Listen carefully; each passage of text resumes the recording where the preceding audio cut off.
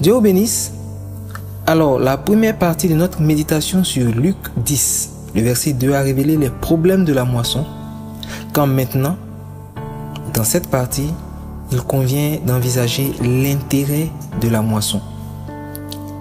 Alors, l'intérêt de la moisson est double. Il est à la fois terrestre et céleste. C'est au travers de la moisson que nous accumulons les richesses pour le ciel, sachant que nous ne sommes pas de ce siècle, mais que nous retournerons auprès du Père au ciel. C'est la raison pour laquelle Jésus dit: ne vous amassez pas des trésors sur la terre, où la teigne et la rouille détruisent, et où les voleurs percent et dérobent, mais amassez-vous des trésors dans le ciel, où la teigne et la rouille ne détruisent pas, et où les voleurs ne percent ni ne dérobent. Matthieu 6, versets 19 à 20. Maintenant, contrairement à ce qu'on peut croire, mettre en attente ses besoins, ses projets, ses objectifs ne signifie pas les abandonner, mais c'est plutôt travailler à la réalisation de ceux-ci. Jésus a dit: cherchez premièrement le royaume des cieux et sa justice, et toutes choses vous seront données par-dessus. Matthieu 6, 33. Demander n'est pas anti-biblique, c'est même une recommandation de Jésus dans Matthieu 7, 7. Mais tu ne peux pas passer ta vie à demander sans même penser à la raison pour laquelle Jésus t'a donné son esprit et des dons spirituels et tout ça.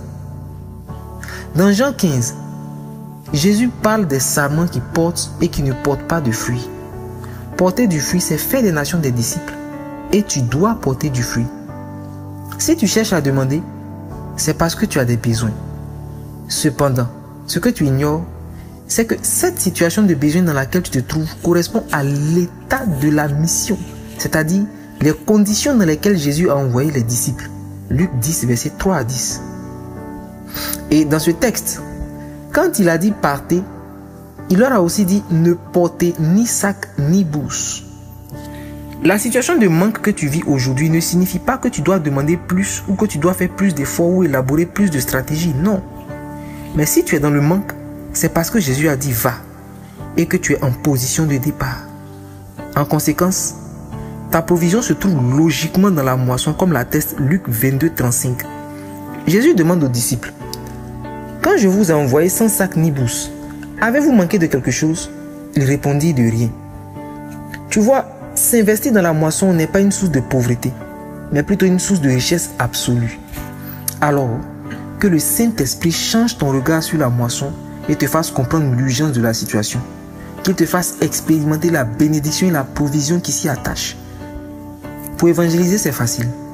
Tu peux déjà inviter au culte. Juste ça. Invite. Encore et encore. Chaque fois que tu en as l'occasion.